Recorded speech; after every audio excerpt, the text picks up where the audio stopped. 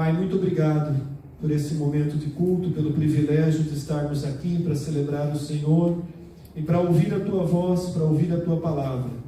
Abre o nosso coração à mensagem dessa noite e que o Senhor nos fortaleça, nos encoraje através dessa palavra. Peço que o Senhor me abençoe e me capacite para transmitir a unção do Teu Espírito Santo, em nome do Teu Filho Jesus Cristo. Amém. Abra comigo a sua Bíblia no livro do profeta Isaías, no capítulo 26. Eu vou fazer a leitura dos versículos 1 ao versículo 4.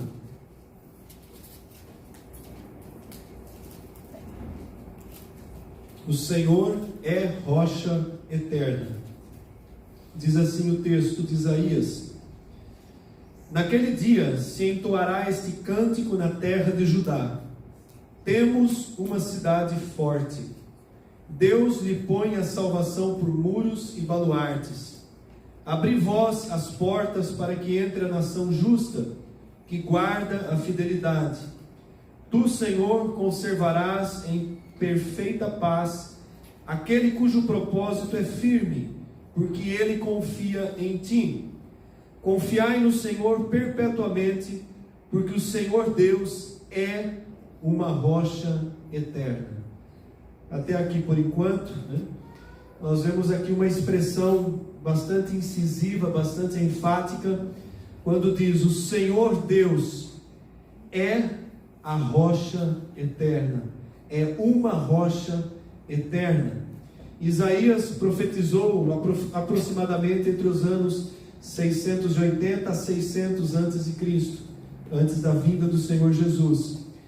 E é interessante que o nome de Isaías, no hebraico, significa o Senhor é salvação. Isaías o Senhor é salvação, é o sentido hebraico. Até no nome Deus escolhia os seus profetas, de maneira detalhada, para levar a sua mensagem. E o ministério de Isaías foi um ministério longo, abrangeu pelo menos 4 reis da nação de Judá. Ele pegou o final do reinado de Uzias, depois ele pegou o reinado de Jotão, de Acás e de Ezequias.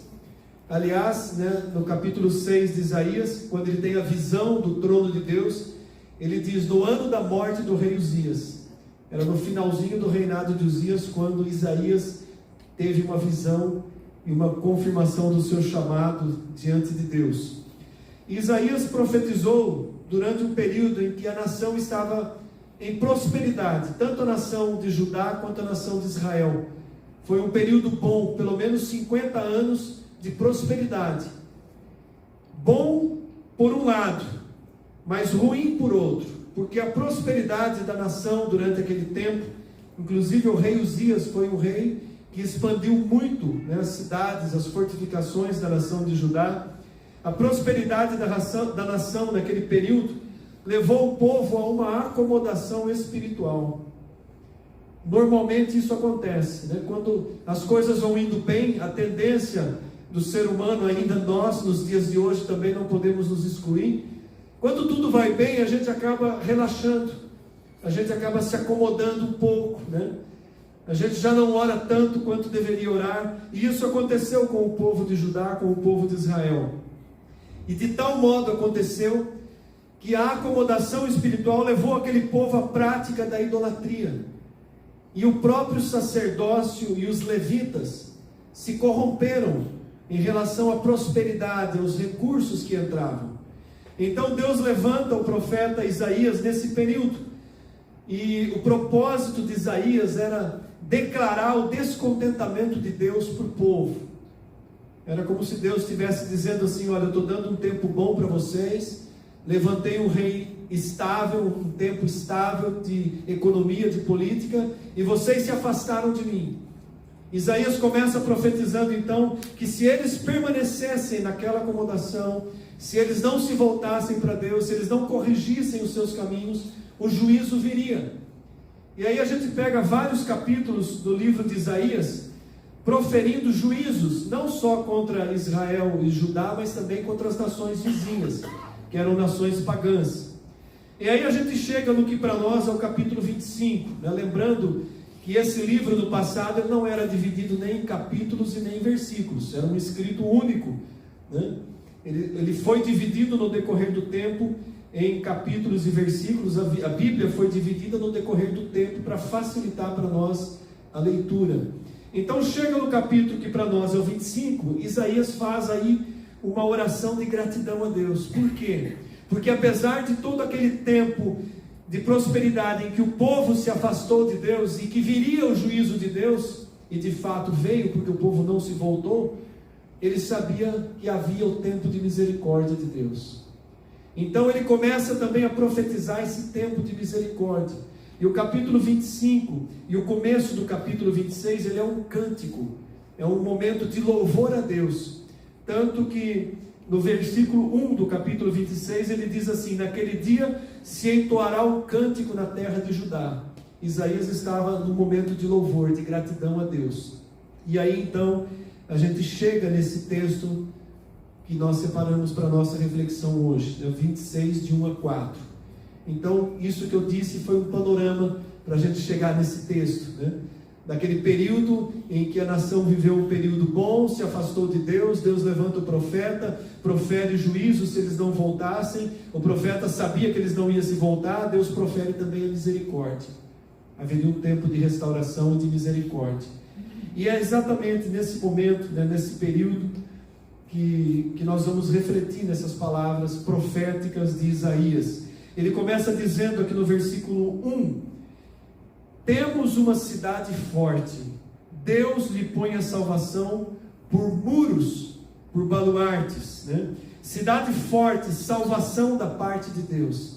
Apesar do período difícil que eles estavam vivendo, que viria sobre aquela nação, e nós podemos trazer isso para nós hoje, contemporaneizando para nós. Apesar do período difícil que nós como igreja temos vivido, até a volta do Senhor Jesus Cristo, vai ficar mais difícil ainda, mas há para nós como que uma cidade forte, nós somos como uma cidade forte, há uma proteção de Deus, a salvação de Deus para aqueles que permanecem fiéis, há um escudo de Deus. Ele diz aqui no versículo 2: abri vós as portas para que entre a nação justa, que guarda a fidelidade. A igreja hoje é o povo remanescente de Deus, é o povo que tem permanecido fiel a Deus, mesmo em meio a toda essa balbúrdia que está o mundo aí fora. Deus conta conosco, Ele conta com a igreja, Ele conta com esse povo que permanece buscando a sua presença, querendo crescer no conhecimento, na comunhão, na intimidade. E é esse povo que Deus protege como uma cidade forte. É esse povo que Deus coloca como fortes muros a sua salvação. Ninguém rouba a salvação daquele que nasceu de novo, daquele que está estabelecido na fé, firmado na fé, para aquele que olha constantemente para o autor e consumador da nossa fé, Jesus Cristo. Esse é o chamado para a igreja hoje. Igreja, permaneça na fé, não olhe para o que está acontecendo no mundo, não se abale com as más notícias, mas permaneça na fé, porque o nosso Deus é como uma cidade forte que nos protege, cheia de muros. Uma cidade forte no passado era uma cidade murada, toda murada, protegida, com portas reforçadas, com torres, onde haviam os vigias, os atalaias. A igreja, espiritualmente, ela é assim protegida por Deus. Nós somos o povo que permanece protegido por Deus. Mas vejam só o versículo 3. Quem o Senhor vai conservar dessa forma, protegido, em paz? Ele diz assim: tu, Senhor, conservarás em perfeita paz, em plena paz. Quem? Aquele cujo propósito é firme, que permanece confiando em ti. Vejam só, amados, esse chamado à perseverança, confiança em Deus. Em meio ao tempo difícil, quem é que vai estar firme? Quem vai estar protegido? Quem vai estar debaixo desse escudo ou desses muros de proteção de Deus? Aquele cujo propósito é firme, que não vacila na fé, aquele que não duvida de Deus, mesmo em meio à situação mais contrária que possa acontecer na nossa vida, nós permanecemos firmes em Deus. mesmo que tenhamos que atravessar, como o salmista diz, o vale da sombra da morte, os fiéis, a igreja, o remanescente, ele permanece firme. E esse então Deus conserva em plena paz. A palavra paz aqui é uma palavra bem conhecida no hebraico, é shalom. E shalom é uma paz completa. É uma paz que também indica provisão de Deus, sustento de Deus. O judeu ele cumprimenta shalom, né? Proteção, paz, prosperidade, bem-estar. Shalom significa tudo isso. É uma paz completa. Para aqueles que permanecem confiantes em Deus, para aqueles que não vacilam na sua fé, para aqueles que mesmo diante das mais difíceis provas da vida, se sustentam na fé, Deus conserva em plena paz. E muitas vezes a gente experimenta isso, porque eu creio que muitos irmãos aqui já passaram, estão passando por situações onde a nossa fé tem sido provada, por situações difíceis, mas brota dentro de nós uma paz inexplicável, algo que nós sabemos que só pode vir de Deus. É aquele pensamento que você diz assim: Senhor, como que eu consegui suportar e passar por aquela provação? Como o Senhor me ajudou a atravessar por aquele vale em paz, confiante. Basta a gente lembrar um pouquinho, né, das lutas, das coisas que nós já passamos, ou talvez que estemos passando nesse momento da nossa vida. Há em nós uma confiança, há em nós uma paz, há algo em que nós possamos nos apegar, que é a segurança que vem de Deus. É essa confiança que o profeta já disse há tantos anos antes da vinda do Salvador. O texto de Isaías, ele usa a palavra Senhor, se for uma boa tradução, com todas as letras maiúsculas. Isso se refere ao único Deus, né?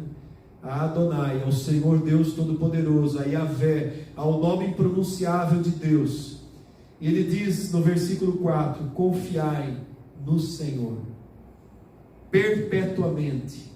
Confiai sempre, do primeiro dia ao último dia da sua vida, do dia do teu novo nascimento, da tua conversão, até o dia da tua partida, ou até o dia da volta de Jesus. Confiai no Senhor, confiai em Adonai, em Yahvé, confiai no Deus único, no Deus que é soberano, do Deus que tem o mundo na palma das suas mãos, as nações debaixo do seu poder, do seu controle, no Deus que controla a história, no Deus que tem poder sobre a eternidade, no Deus que está vendo o filme se cumprindo no seu alto e sublime trono. Nós não vemos, mas Deus olha, e para Ele tudo já está cumprido e determinado. Todas as coisas estão determinadas, o tempo está determinado por Deus. Então nós devemos confiar plenamente no Senhor. Nós fazemos parte de uma fraçãozinha do tempo. Nós aqui que estamos vivendo essa geração, fazemos parte de uma pequena fração da história, mas nessa pequena fração, Deus conta conosco. A igreja primitiva, a igreja de Paulo, de Pedro, de Tiago, fazia parte de uma pequena fração dessa eternidade de Deus, mas era importante aquele pequeno tempo. Nós, como igreja, temos a nossa importância hoje, amados, que é permanecer fiéis, professando a nossa fé nesse Deus.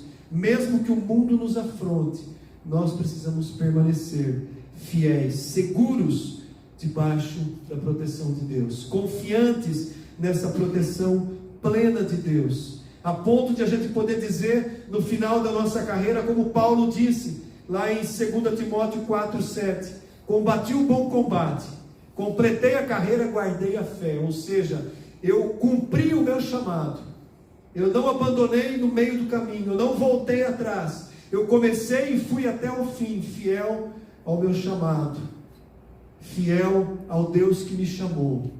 Não tem coisa melhor do que ouvir um crente no final da sua carreira poder expressar essas palavras, né? Poder dizer essas palavras, né? Eu não me esqueço da última visita que eu fiz ao São Pedro Roder no hospital, e a gente foi lá para levar uma palavra de consolo, e a gente voltou com uma palavra de consolo, e ele citou esse texto, essas palavras de Paulo, exatamente. Ele sabia que ele estava nos últimos dias, ele disse exatamente isso, um testemunho para nós, né? De alguém que manteve a perseverança até o final, mesmo diante das lutas e das dificuldades dessa vida. Então esses são os que confiaram em Deus, e porque confiaram em Deus, eles foram guardados na plena paz de Deus, estiveram debaixo da paz de Deus, mesmo em meio aos sofrimentos. Amados, isso é uma promessa de Deus para aqueles que permanecem. E mais ainda, né? A gente chega aqui no final, no versículo 4, que é o versículo base dessa mensagem. Ele diz assim: confiai no Senhor perpetuamente, porque o Senhor Deus é uma rocha eterna. E essa expressão rocha eterna, ela é muito importante para nós. É importante a gente compreender o que é essa expressão rocha eterna. Uma rocha que não se desfaz, uma rocha que não se deteriora com o tempo. Essa semana, eu e minha esposa tiramos uma semana de descanso, 4 dias. A gente foi para uma região na divisa do estado de Minas, onde havia muita montanha e muita rocha, e a gente pôde observar. Eu observei algumas pedras gigantes, né? E você olhava aquelas pedras e falava: quem colocou aí, né? Como que ficou aí? Como que ela está parada, estável, né? De onde a gente estava, eu olhava, tinha uma montanha, um lugar muito montanhoso. E muitas vezes eu ficava contemplando aquela montanha e ficava imaginando, né? Quem fez, como mantém, né? Não há como a gente duvidar que a criação é obra de Deus. Mas ainda assim, amados, essas rochas, essas pedras, elas podem ser abaladas por um terremoto. Graças a Deus, a nossa região não é uma região de terremotos. Mas onde ocorrem terremotos, uma grande montanha, uma grande rocha, uma grande pedra pode ser abalada e derrubada.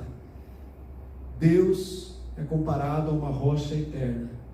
Não pode ser abalada, não é derrubada, não se deteriora. Essa é uma imagem que o profeta traz de Deus, para que a gente imagine um Deus que é constante, um Deus que tem toda a fortaleza, que é inabalável. Esse é o nosso Deus, amém? É o Deus em quem nós temos crido. Então, como eu posso deixar de confiar nele?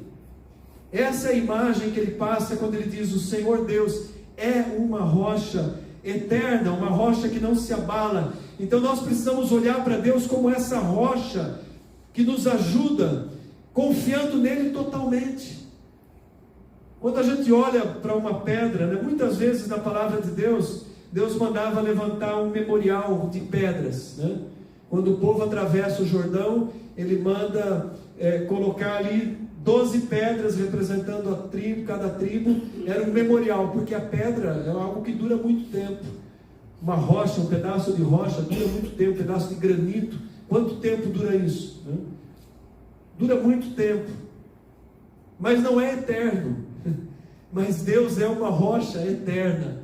Então veja só a figura que ele traz de comparação, para que a gente tenha essa confiança plena, completa em Deus.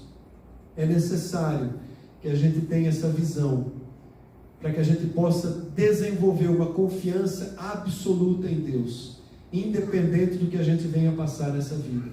Uma confiança completa, uma confiança total. Confiar mesmo quando nós não compreendemos as circunstâncias. Há momentos da nossa vida que a gente passa sem compreender por que estamos passando por aquilo.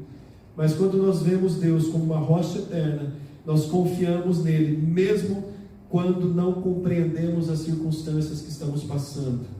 Quando pensamos que podemos descansar em Deus todo o nosso fardo, eu posso confiar a Ele, toda a minha dificuldade, toda a minha luta, eu coloco diante do Senhor em oração, eu entrego a Ele e eu descanso o meu coração, porque Ele é uma rocha eterna. Eu sei que Ele está cuidando de mim. Amém, igreja? A igreja, nós precisamos ter essa compreensão do nosso Deus, expulsar da nossa mente toda dúvida em relação ao cuidado de Deus por nós. Porque muitas vezes, no momento de grande dificuldade, talvez a gente possa duvidar que Deus esteja cuidando. Tem que expulsar, porque isso vem do inimigo. Uma opressão na mente e pensar: Deus parou de cuidar de mim, Ele não se importa mais comigo. De forma alguma, amados. Quando olhamos para Deus como essa rocha eterna, nós lançamos fora todo o medo do nosso coração. Ele é a rocha eterna. Aconteça o que acontecer comigo, eu estou seguro nele. Ainda que minha vida venha a se findar, eu tenho uma eternidade na presença de Deus, da rocha eterna. É isso que a palavra de Deus nos orienta. Ela nos dirige para isso, para que a gente não coloque os olhos e a confiança nesse mundo, mas que a gente coloque a nossa confiança absoluta em Deus. Pois Deus é o fundamento, a rocha sobre a qual a nossa fé está edificada. Amém? Ele é a rocha sobre a qual a nossa fé está edificada. Por exemplo, um pai se entristece quando o filho não confia nele. Eu, pelo menos, ficaria muito triste se os meus filhos não confiassem em mim. Imagina Deus, né? Como entristece a Deus quando nós demonstramos que não confiamos nele. Ah, Senhor, deixa que eu resolva isso aqui, porque eu não confio que o Senhor vai resolver, não. Né? Nós expressamos uma incredulidade, entristece o coração de Deus. É um pecado diante de Deus. Então, jamais venhamos a cometer essa falha, né? Jamais venhamos a entristecer a Deus duvidando do cuidado dele, né? Devemos banir toda dúvida do nosso coração a respeito do cuidado de Deus. Banir, tirar fora toda dúvida do nosso coração. Eu sei que talvez para alguns que estejam aí atravessando um momento de grande luta, isso pode ser difícil, mas precisamos banir do nosso coração toda dúvida, lançar fora toda dúvida.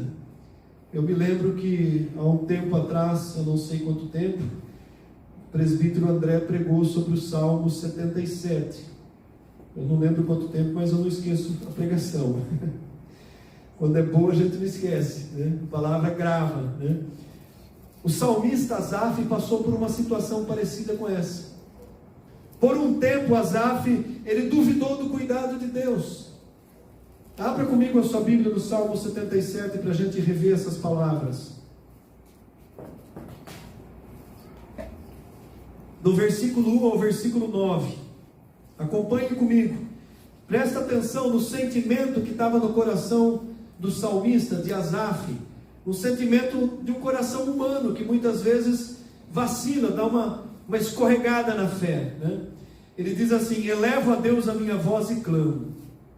Elevo a Deus a minha voz para que me atenda.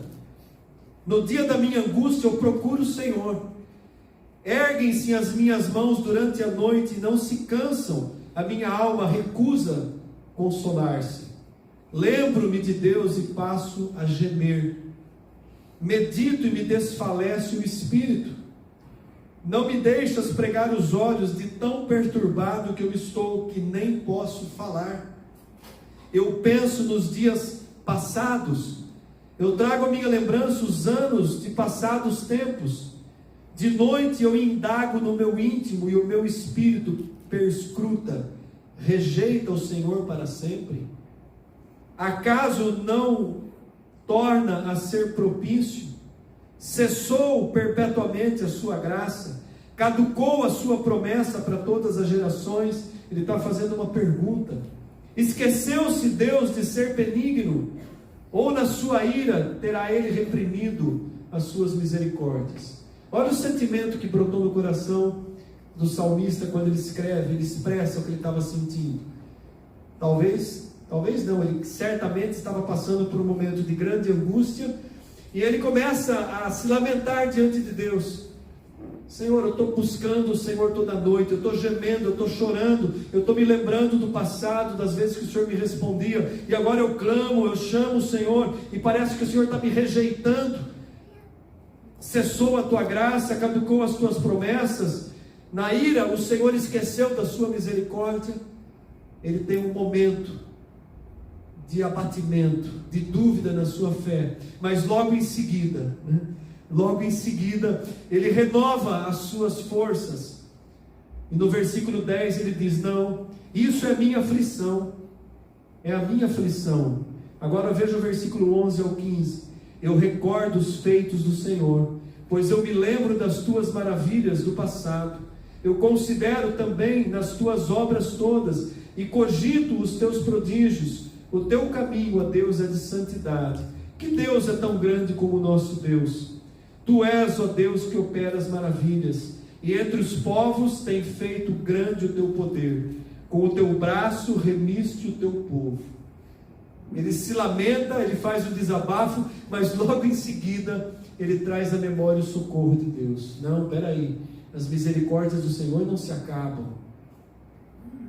O Senhor é bom e a sua misericórdia dura para sempre. Era um cântico repetido constantemente nos louvores daquela época. Então, amados, ele tem aquele momento de sentimento, mas ele se lembra que o nosso Deus é uma rocha eterna. E ele já corrige imediatamente, né? Aliás, Asaf era homem igual a gente, né? Bem interessante, porque é Asaf também que no Salmo 73 faz a mesma coisa com outro jeito. Ele começa a contemplar a prosperidade do ímpio, né? Ele fala: mas Senhor, o ímpio está prosperando, eu sou fiel e estou passando apuro, né? Aí cai a ficha, né? Aí ele se lembra: não, mas espera aí, o ímpio está no caminho escorregadio. Eu que sirvo ao Senhor, Deus é fiel para comigo. Ele me coloca sobre uma rocha, ele firma os meus passos. Então, amados, é esse o sentimento que nós precisamos manter no nosso coração. O nosso Deus é essa rocha eterna. Em Êxodo capítulo 17, versículo 6, narra o momento em que Moisés fere a rocha. Olha que interessante, Deus diz para Moisés em Êxodo 17, 6, o povo estava com sede, o povo estava morrendo de sede na caminhada para o deserto, eles reclamam com Moisés, eles estavam num momento difícil, e aí Deus diz para Moisés: eu estarei ali diante de ti sobre a rocha, no Monte Horebe, no alto do Monte Horebe, sobre uma rocha, Deus estaria ali, e você vai ferir essa rocha, e dela vai brotar água. E Moisés faz exatamente o que Deus diz para ele.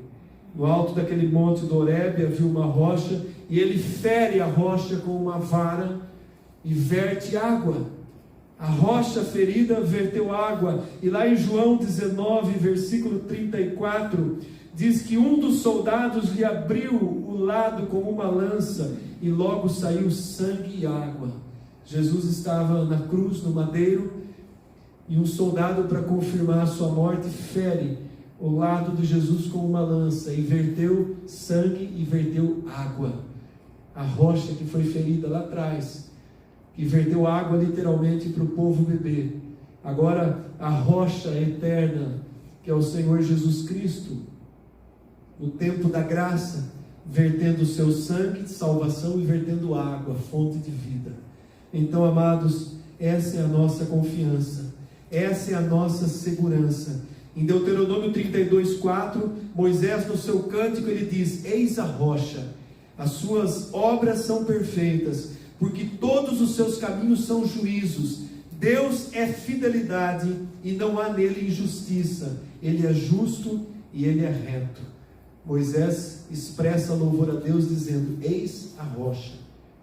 Ana, no seu cântico, lá em 1 Samuel 2, versículo 2, Ana era angustiada porque não conseguia gerar filhos. Era o sonho da vida dela gerar um filho, e ela gera um filho, depois gera outros, né?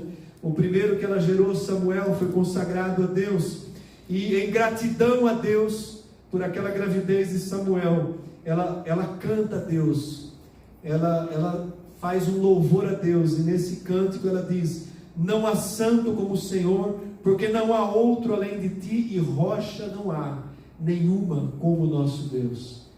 Interessante, né? O povo de Deus, os antigos, se referirem a Deus como rocha. E eu quero citar também Davi, né? Alguns salmos de Davi Se você quiser aí acompanhar na sua Bíblia, eu vou citar aqui, eu vou ler várias expressões de Davi. Davi foi quem mais se referiu a Deus como rocha, né?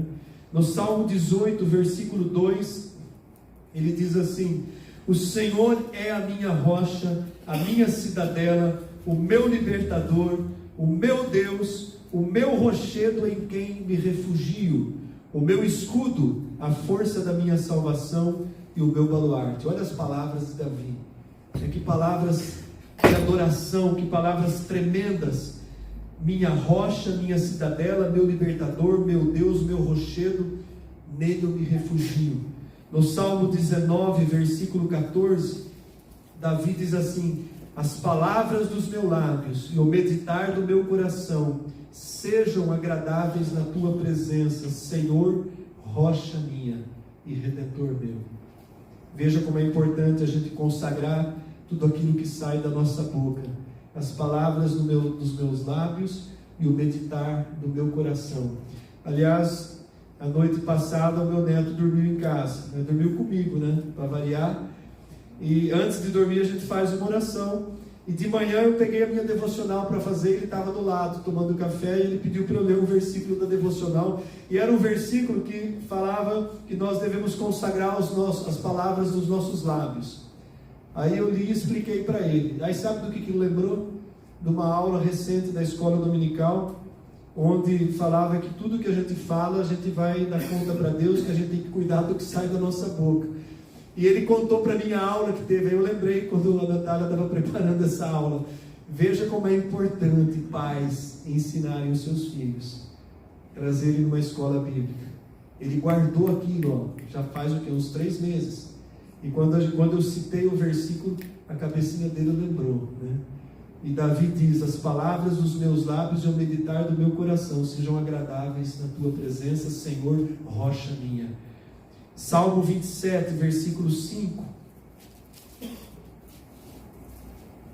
Pois no dia da adversidade ele me ocultará no seu pavilhão, no recôndito do seu tabernáculo me acolherá e me colocará sobre uma rocha. É tremendo, né? Às vezes a gente lê os salmos e a gente não para ver a preciosidade dessa poesia, daquilo que Davi expressava em adoração a Deus, né? Ele está dizendo assim: olha, que no dia da adversidade, no pior dia, no dia mau, o Senhor vai me esconder no seu pavilhão, vai me esconder no seu tabernáculo e vai me colocar sobre uma rocha. A rocha é o próprio Deus, é o próprio Deus, né? Salmo 40, versículo 2: tirou-me de um poço de perdição, de um tremedal de lama, colocou-me os pés sobre uma rocha. Quando Deus nos tira lá do mundo do pecado, na nossa conversão, nos arranca daquele tremedal de lama e coloca a gente sobre uma rocha. A rocha é Cristo. Salmo 61, versículo 2. Eu vou convidar o nosso Ministério de Música à frente, né? Enquanto eu vou ler esses versículos, vocês podem estar já ministrando também a igreja. Mas olha o Salmo 61, versículo 2. Esse é um dos versículos preferidos do pastor aqui. Ele diz assim: desde os confins da terra eu clamo por ti, no abatimento do meu coração, leva-me para a rocha que é mais alta do que eu. Leva-me para a rocha que é mais alta do que eu. Me coloca sobre essa rocha. Quando o meu coração estiver abatido, quando eu me sentir triste, leva-me para a rocha que é alta demais para mim, dependendo da sua tradução. Ele está pedindo: Senhor, me coloca, né? Me eleva na tua proteção. O Salmo 89, versículo 26. Novamente Davi diz: ele me invocará dizendo: tu és meu Pai, meu Deus é a rocha da minha salvação. O meu Deus é a rocha da minha salvação. E o Salmo 92, versículo 15, que ele termina o versículo dizendo: ele é a minha rocha e nele não há injustiça. Sim, amada igreja, o nosso Deus é rocha eterna. Não podemos duvidar do seu cuidado. Ele é a rocha que não se abala, Ele é a rocha da nossa segurança. Eu quero encerrar o último versículo, em especial é um versículo também do livro de Isaías, no capítulo 44, versículo 8.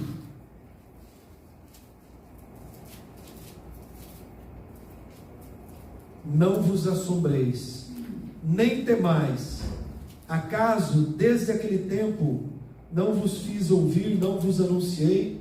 Vós sois as minhas testemunhas. Há por acaso outro Deus além de mim? Não há outra rocha que eu conheça. Não há outra rocha que nós possamos conhecer. Quero convidar a igreja a se colocar em pé. Vamos ter um momento de oração. Renove a sua confiança em Deus nessa noite.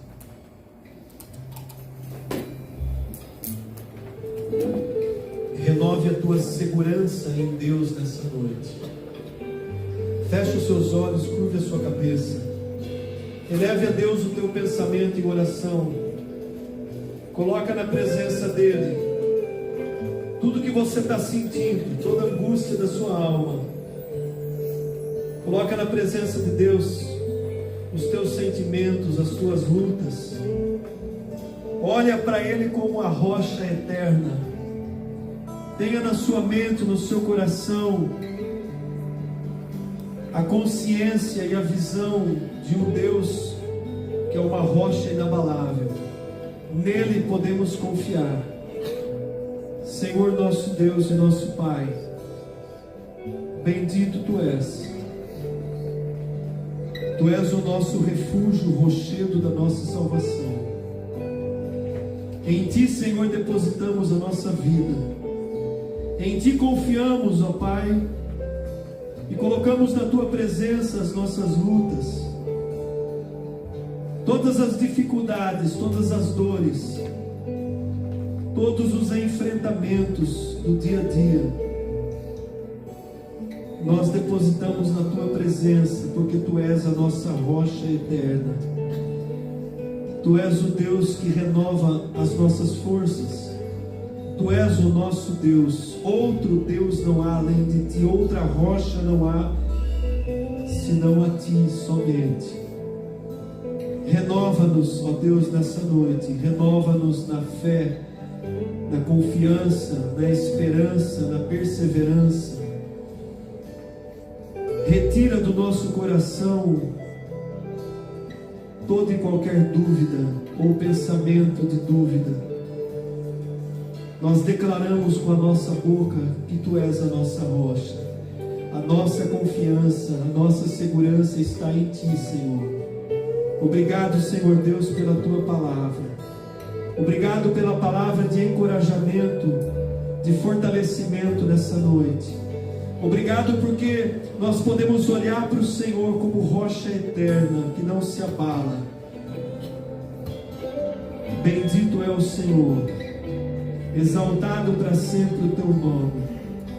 Pai, que esse fortalecimento do Senhor venha sobre todos nessa noite, todos que estão ouvindo essa palavra, todos que ouvirão essa palavra. Que o Senhor fortaleça cada coração, cada mente, em nome do Teu Filho Jesus Cristo. Amém e glória a Deus. Vamos adorar.